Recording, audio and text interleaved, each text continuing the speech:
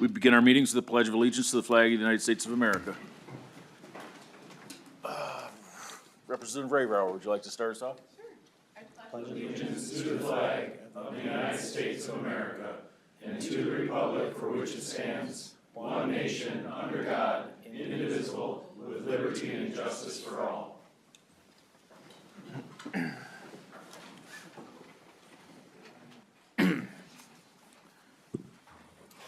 Before we begin our agenda, I want to remind everybody that the committee chair maintains control of this hearing, and I have the following expectations. Signs and placards are not permitted in the hearing room. Verbal outbursts, shouting, or disruptive behavior will not be tolerated. Applause or other demonstrations are not allowed. For safety reasons, standing or sitting in the walkways or aisles, or standing or obstructing at your chair is prohibited. If you require assistance, please speak with our sergeant staff, identified by the gold ties. Troopers and house safety personnel are present to ensure everybody's safety. If you receive an entrance ticket, please retain it, as it may be required for re-entry if you leave the room. Failure to comply with these guidelines may result in the removal from the hearing room. Representative Davis, have you had a chance to review the minutes? I have not, but I'll move on. Thank you very much. Representative Davis moves the approval of the March 11th minutes. All in favor say aye. Aye. Opposed, nay. Motion carries, and the minutes of the March 11th, 2026 meeting are approved. The first bill on our agenda is House File 4615. Vice Chair Olson, you're at the table, and would you like to move House File 4615 before the committee with a recommendation that it be referred to Ways and Means? Absolutely. Thank you, Mr. Chair. I would move House File 4615 to Ways and Means. This is a bill that involves basic pay for individuals assigned on state active duty, but whereas no one listens to a major when they talk, I have a major general, and everyone listens to major generals, so I would defer to the major general. Thank you. General Mankey, please state your name and begin your testimony. Yes, Mr. Chair. My name is Major General Sean Mankey. I'm the Adjutant General of the Minnesota National Guard. Thank you, Representative Olson. Hey, and I just want to come over this morning and say hello to the committee. I haven't been over here yet this year to address this committee, so thank you for your time. And since 2006, we've done about 185,000 man days of state active duty. And with that, I'd like to turn it over to Mr. Rehrauer, our Executive Director of Military Affairs, to go over the House file briefly, Mr. Chair. Thank you. Please state your name and begin your testimony. Good morning, Chair Bliss, Co-Chair Zhang, committee members. For the record, I'm Scott Rehrauer, the Executive Director of the Department of Military Affairs. I would like to first thank Representative Olson for bringing House File 4615 forward, and I thank the committee for hearing it this morning. When the governor activates the National Guard under emergency executive order, the soldiers and airmen are paid under Minnesota Statute 19249, which is pay and allowance of officers and organizations. House File 4615 modifies Statute 19249 in two ways. First, it simplifies the language, removing duplicate subdivisions that cover officer and enlisted members separately. Secondly, it modifies the minimum base pay of $130 per day set by the Minnesota legislature back in 1997 to today's, aligning the minimum base pay to the grade of E5 within the Defense Accounting Services pay tables, which are updated annually. While there's a DMA budget impact shown this year, the bill will not impact DMA's budget. Emergency funds are allocated for each emergency through Minnesota Statute 192.52. The next two slides will demonstrate the requested pay adjustments. This slide reflects the Defense Finance and Accounting Services pay tables from 1997. You will notice the calculated pay per day amounts for our lowest ranking members, pay grades E1 through E6, were extremely low considering the family, work, and educational disruptions from being ordered to state active service. Considering these factors, in 1997, the state passed and enacted a state active duty minimum base pay of $130. Over the years, the federal government has approved numerous cost of living increases to military pay, which under Minnesota Statute 192.49 benefits all soldiers and airmen. House File 4615, if passed, would increase the base pay for those lowest ranking members, grades E1 through E4, to the base pay grade of E5, and would continue to adjust in concert with the Defense Finance Accounting Service pay tables as cost of living increases are approved, thus eliminating the need for future legislative adjustments. With that, we welcome your questions. Thank you. Are there any questions from the members? Seeing none, Vice Chair Olson. Thank you, Mr. Chair. I think this is wholly a wonderful thing that we can do to ensure that our soldiers and airmen are paid at a level in which they deserve. And when your current law says that you get paid less than what your actual pay grade is, it's a worthless law because you're paying them at their pay grade anyways. So this is a great thing that we can do, and I would renew my motion to send this bill to Ways and Means. Thank you. Vice Chair Olson renews his motion that House File 4615 is recommended to be re-referred to Ways and Means. All in favor? Aye. Opposed, say nay. Motion carries, and House File 4615 is re-referred to Ways and Means. The next bill on our agenda is House File 3532. Vice Chair Olson, you can remain at the testifier table. And would you like to move House File 3532 before the division? I would like to do so, Mr. Chair. I understand you've been working with the MDVA on language that offsets the cost of burial by the burial fees MDVA may charge. So the recommendation will be that House File 3532 is re-referred to the General Register. That is correct, Mr. Chair. And the agreed-to language is referred to in the DE2 amendment. Is that correct? That is correct, sir. I would move the DE2 amendment. Vice Chair Olson moves the DE2 amendment. Members, I would like the division to adopt the DE2 amendment and have testimony focused on the bill as amended by DE2. All in favor of adopting the DE2, say aye. Aye. Opposed, nay. Motion carries and the amendment is adopted. Vice Chair Olson, you may begin your testimony and have your testifiers state their name for record for the Thank you, Mr. Chair.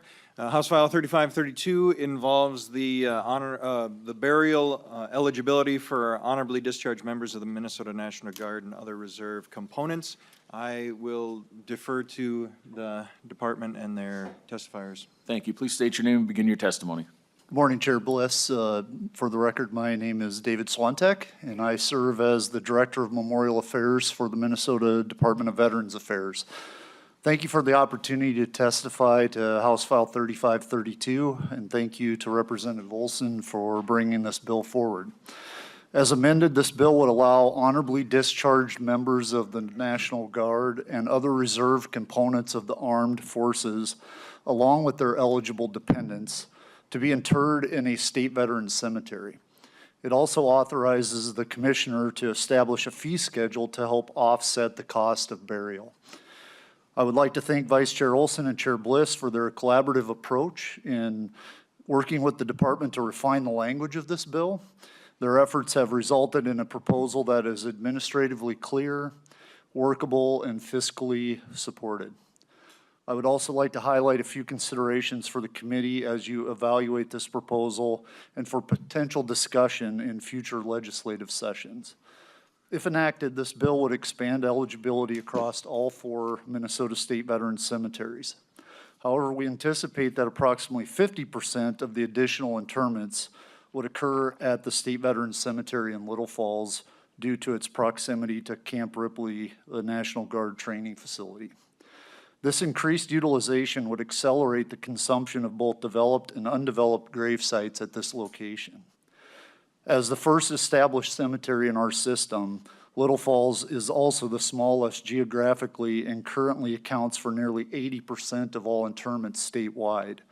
As a result, it is already the site closest to reaching capacity with a current projected gravesite depletion timeline of approximately 48 years. Based on our estimates, the increased demand associated with this bill could reduce that timeline to approximately 30 years, an acceleration of 18 years. As the department continues to assess the impacts of this legislation and monitor interment trends under this expanded eligibility, it is likely that we will return to this committee in the future to discuss the need for additional funding and long-term capacity planning.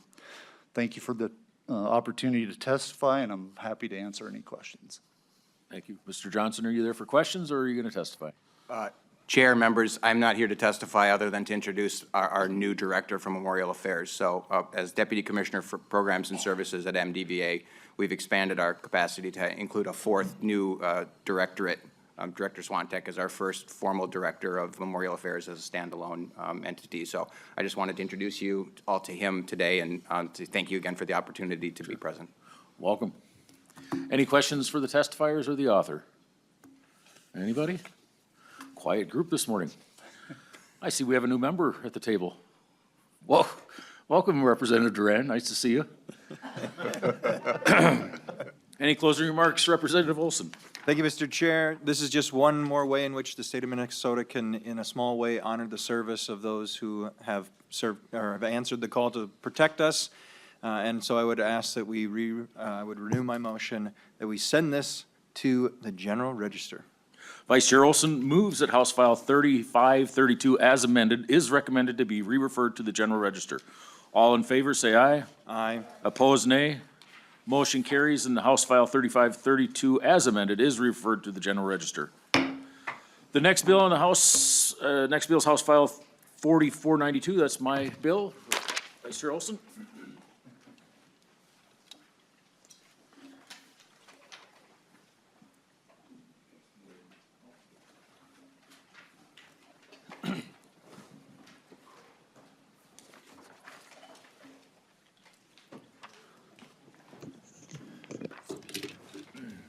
All right, Mr. Chair, it's my understanding that we're moving House File 4492 to the General Register. Would you like to introduce your bill and move its sending it to the General Register? Thank you. Yes, Chair, that's my motion.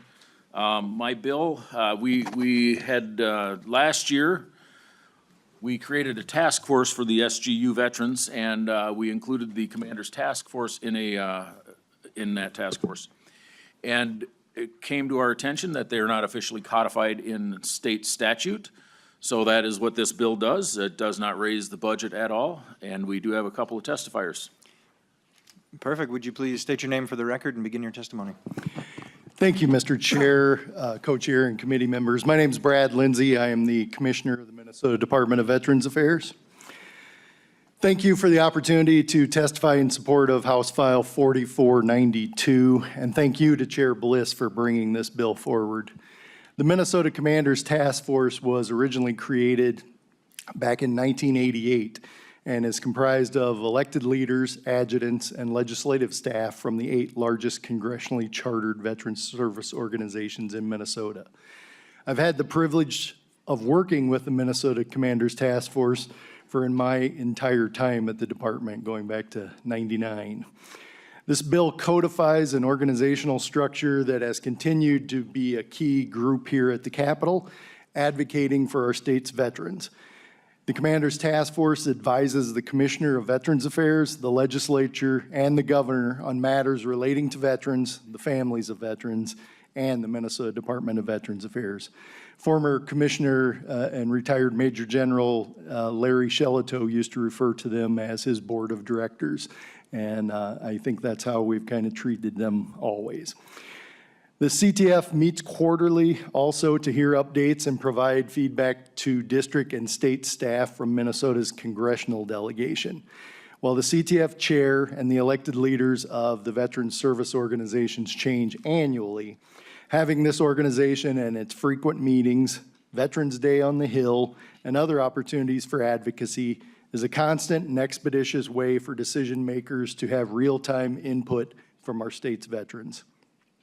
The CTF invites the department into their monthly meeting and is a great opportunity to provide updates directly to the leaders of our major veterans organizations, hear feedback on our budget and legislative proposals, and hear about emerging issues in the veterans communities. We even include them in our Support Our Troops grant review team to help us make decisions in those areas about funding for different organizations serving veterans and their families. And as Representative Bliss stated, they've been included in multiple things in the past, including the SGU task force most recently. This bill is an overdue update to Minnesota statutes, and MDVA strongly supports this bill becoming a law. Thank you for your time today, and I'm happy to answer any questions. Thank you so much. Mr. Kelly, were you looking to testify as well? No, Chair, thank you. Perfect. Any questions? Yep, Representative Feist. Thank you, Mr. Chair. I was just curious.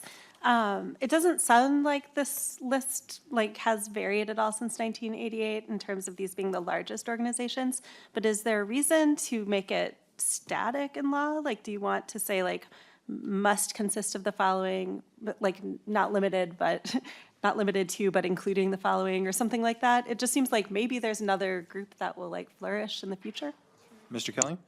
Chair, Representative Feist, so it has largely been static. It started in 1988 with 9 organizations. The Vietnam Veterans of America folded their charter several years ago. These are the largest veterans organizations representing the most veterans in the state. They also have networked and national commanders, and so this is the structure that's always worked. I believe that if there were future large member-bodied, congressionally chartered organizations, that the CTF would likely entertain adding folks. But right now, the CTF, as it's configured, is meant to have the congressionally chartered, which is a key distinction, membership. And when they're speaking, they truly are representing all of our state's veterans. And they, through their post homes and their meetings, they are, it's frankly one of the best ways to get grassroots feedback in an expeditious manner that I've seen at the Capitol. So. Follow-up, Representative? Yeah, thank you so much for that answer. As long as you don't think it would be annoying to have to come back here if there's like another organization that becomes congressionally chartered, and it just, yeah, that makes sense to me. Thank you. Any other questions for Mr. Lindsay before we move on to John Walker? No more questions? Is John Walker just walking in? Perfect. Perfect timing, sir. Good morning. Good morning, sir. Morning. How you doing? Good. Good. Please state your name for the record and begin your testimony. Yes. My name is John Walker. I'm the Department Commander for the DAV of Minnesota and Vice Chair of the Commanders Task Force. We're here today asking that the Commanders Task Force be formalized.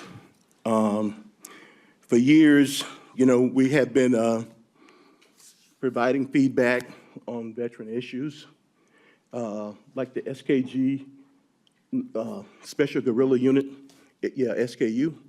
And so we just think it's time for us to be, formalized. And that's what we're asking here today. We're not looking for additional funding or anything like that, but we would definitely appreciate that to formalize this committee. Thank you so much for your testimony. Next, we have Barry Hendrickson. State your name for the record and begin your testimony. Thank you, Chair. Barry Hendrickson, Department of Minnesota, Veterans of Foreign Wars, Adjutant, Quartermaster, and Legislative Chair. The Commander's Task Force has been doing this for 40 years, but we do feel that it's important to formally recognize this relationship. As we all know, there can be changes on this committee, changes at other committees, changes in the Senate, changes with the governor, and so to formally recognize the CTF as the advisors is important. Obviously, we actively promote and participate in legislative hearings like we do today. We did yesterday. We'll be at the Senate and working with the governor, those types of things. We also have a great relationship with the Department of Veterans Affairs, and we've been instrumental, I also believe, in creating the omnibus bill that we established 4 years ago. So we look forward to continuing our relationship, but we do feel it's important to make it formal. And as we said, there is no cost, and we look forward to continuing to work with you. Thank you very much. Thank you for your testimony. Mr. Engstrom, would you please state your name for the record and begin your testimony? I'm Tim Engstrom. I'm the Communications Director for the American Legion Department of Minnesota. I just wanted to go through some of our successes real quick. The track record shows that you all can, I'm sure you can remember the Veterans Restorative Justice Act. We also eliminated the 8-year sunset for surviving spouses to receive the homestead market value exclusion and instead do a one-time transfer. That's huge. On the federal level, we pushed for a new vet center in St. Cloud, and if you go to St. Cloud, there's a vet center substation now, thanks to the CTF. CTF on the state level again, we increased the state grant for veteran service organizations. We often push to fully fund the MDVA several years in a row. Disabled veterans free entry into the Minnesota Arboretum, change how much the state takes from federal income that veterans have for homeless veterans when they enter into a shelter. You guys may remember that. We worked with Catholic Charities on that. Post 9/11 bonus, the several Minnesota Veterans and Military Affairs omnibus bills. We allow county veteran service officers greater access to county records to serve their veteran clients. Currently advocating for the modernization of the homestead property tax exclusion for disabled veterans. Of course, you may recall the Purple Star Schools program, bonding bill funding for maintaining MDVA buildings, as well as the SGU task force involvement. And that's just the ones I could think of right off the top of my head. So, thank you very much. Thank you for your testimony. Does anyone have any questions of the testifiers or the chair on the bill? Is there any member discussion? I guess I didn't ask if there was any further testimony. Those are all three questions. Seeing none, Chair Bliss. Thank you. This is an important bill. It's no cost to the state. We need to recognize the guys formally, so I move it forward to the general register. With that, Chair Bliss renews his motion that House File 4492 is re-referred to the general register. All those in favor say aye. Aye. Any opposed say nay. The motion carries. House File 4492 is re-referred to the general register. And you can have this seat back, Mr. Chair. I don't want it. Thank you very much. Yeah. Thanks, guys.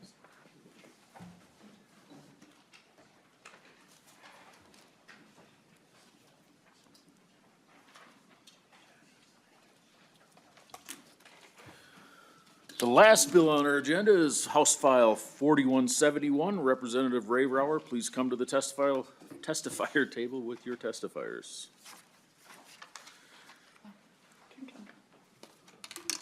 Representative Rehrauer, would you like to move House File 4171 before the division with a recommendation it is referred to the Committee on Elections and Local Government? I would, Mr. Chair. Representative Rehrauer, please begin your testimony. Thank you so much. So first of all, thank you, Mr. Chair, for hearing my bill, House File 4171. And I just want to take my minute that I have to thank all of the committee members for coming here each week and working in a bipartisan nature on for our veterans, for veterans issues.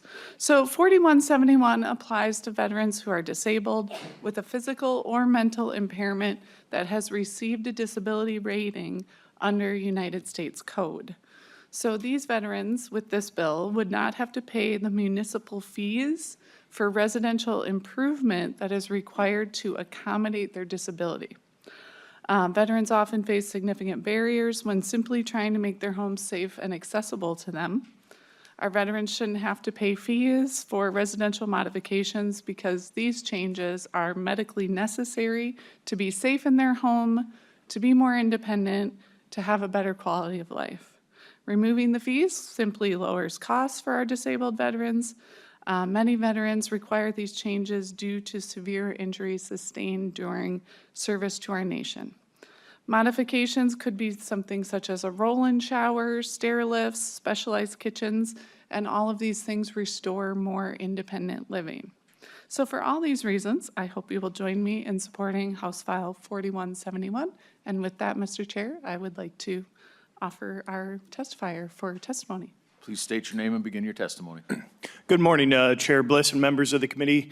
My name is Mark Foster, Vice President of Legislative and Political Affairs for Housing First Minnesota. We're a statewide association of builders, remodelers, and trade partners focused on creating home ownership opportunities for all. Our members are the professionals doing this work every day. We are typically the ones pulling permits on behalf of homeowners, including veterans who need accessibility modifications to remain in their homes. We support this bill because we have seen firsthand the difference these projects make.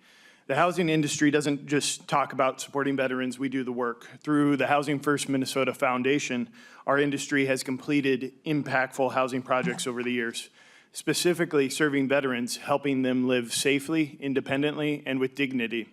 To date, these efforts include 15 single-family Housing for Heroes homes and the 22-unit veteran village in the city of Eagan, representing more than $11 million in construction value and over 62,000 square feet of housing.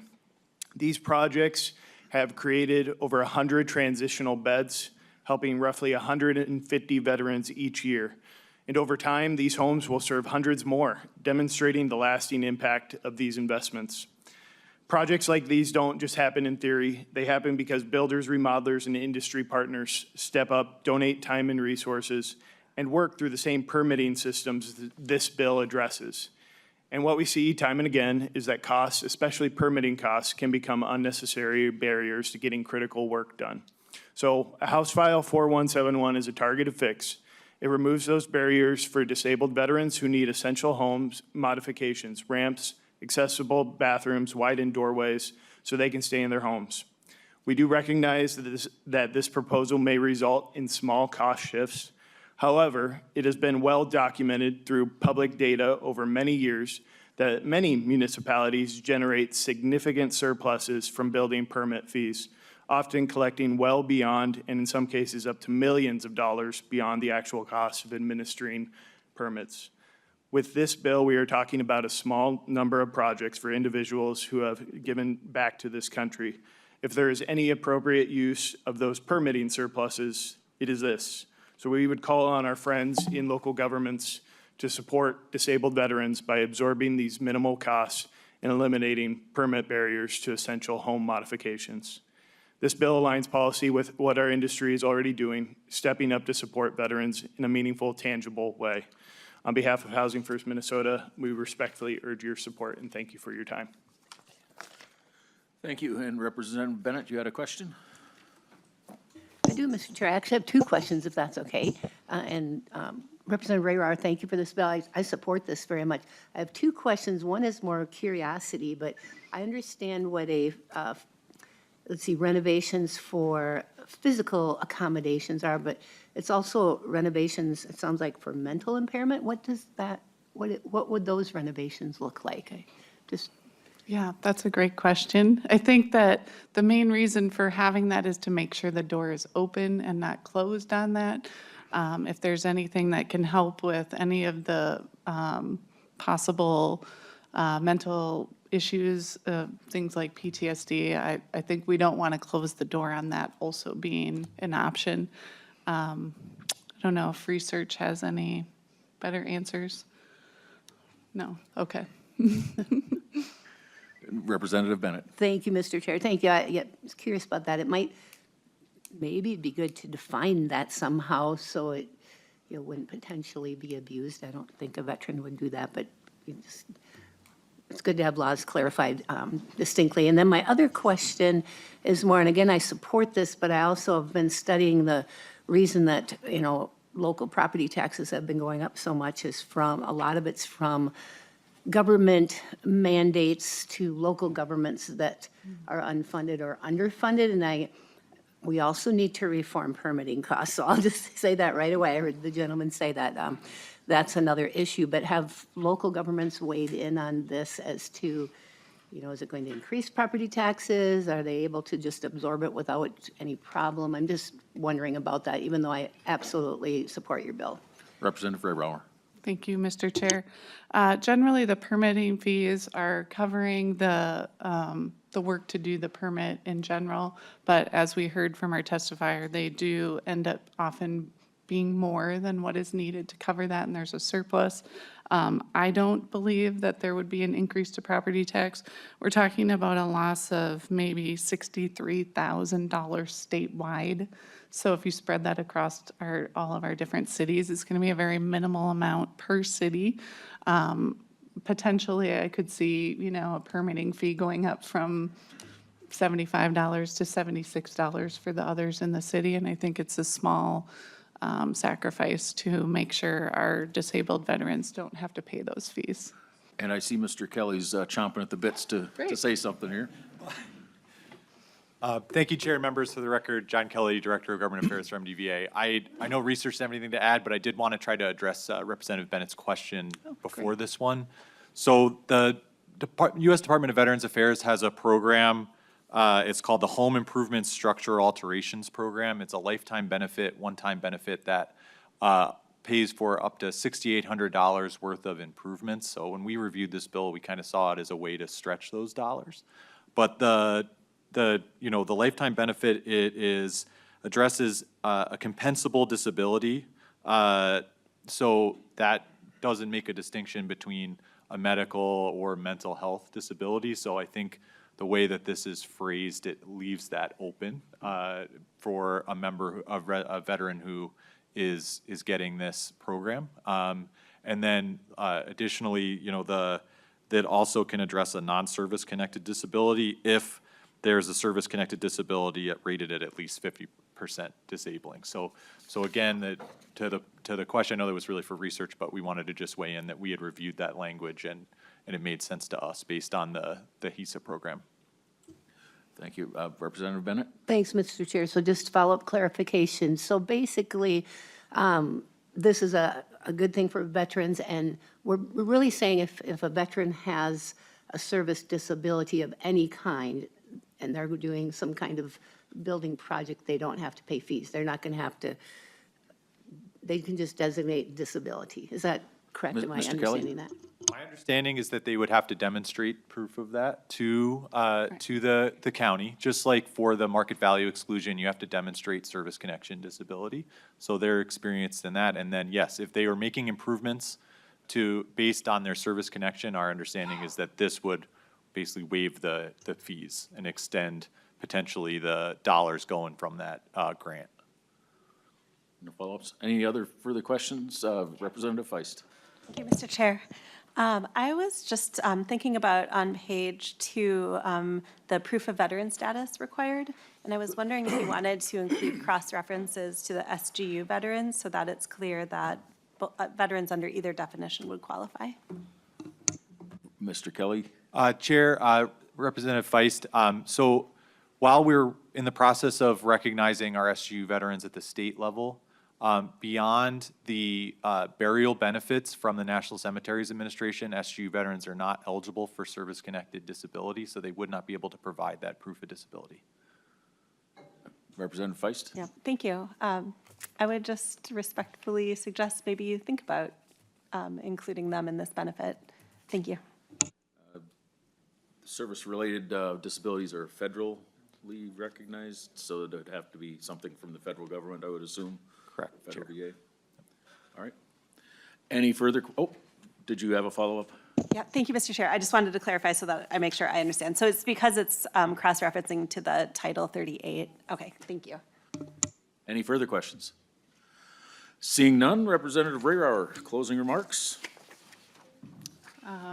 Thank you, Mr. Chair. I just thank everyone again for hearing the bill and listening, and encourage your support. Thank you. Representative Rehrauer renews her motion that House File 4171 is recommended to be re-referred to Elections and Local Government. All in favor, say aye. Aye. All opposed, nay. Motion carries and House File 4171 is re-referred to Elections and Local Government. Members and division staff and members of the public, before we adjourn, I want to draw your attention to the flyer promoting the Veterans Day on the Hill. This will be on April 23rd this year. And we have some comments on that. Mr. Engstrom, please. state your CTF name. asked me to provide you with any information, Chairman. Is that okay, or Yeah, if you sure. don't have time? So just state your name again for the record and begin. Tim Engstrom, I'm the Communications Director for the American Legion Department of Minnesota. I'm also the baseball secretary, if you like Legion baseball. Veterans Day on the Hill is our annual spring advocacy event. The doors open at the Armory at 9 a.m. April 23rd. National Commander of the American Legion, Dan K. Wiley, will provide the welcome message at 11 a.m. There's going to be a free meal provided, and then the program starts at noon. And during the program, the Disabled American Veterans National Commander Coleman Nee will speak. So you get 2 national commanders for the price of 1. And there's not a prize, but then the veterans will gather in front of the Veterans Service Building, and around 12:45 they march to the Capitol and assemble in the rotunda. Many of the veterans get there by transportation. Either some of them have their own vans, but a lot of them take a coach bus, and they pay for it with their own post money, but then the DAV reimburses them for half the cost of the transportation. And so it's one of the largest, if not maybe the largest gathering of veterans in the state at any one place at one time. It usually gets around 600 veterans at one place. So I can't think of another event. There's events that may have more people, but to be that concentration of veterans is, I don't think there's anything that strong. So It's a really good thing to enjoy, and I hope you, as the members of this committee, come and participate in it, and I know some of you are speaking at it too, so thank you for that. Representative Bennett?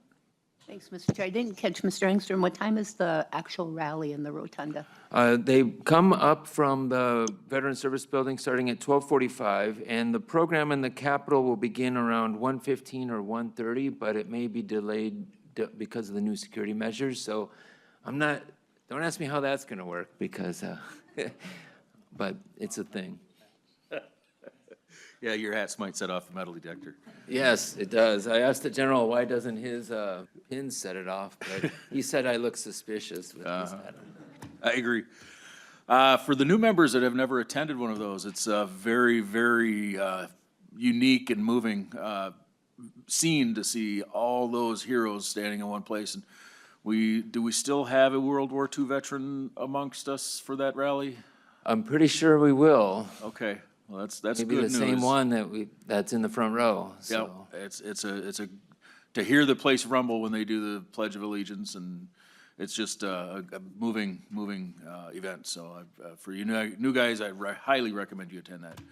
Chairman, may I recognize someone from Peggy Bennett's district? There's a 104-year-old World War II veteran in her district named Lupe Gasca, and he just recently had his birthday. Oh, outstanding, outstanding. All right, well, with that, there is any further questions on Veterans Day on the Hill? No? Okay. There being no further business before the division today, this meeting is adjourned.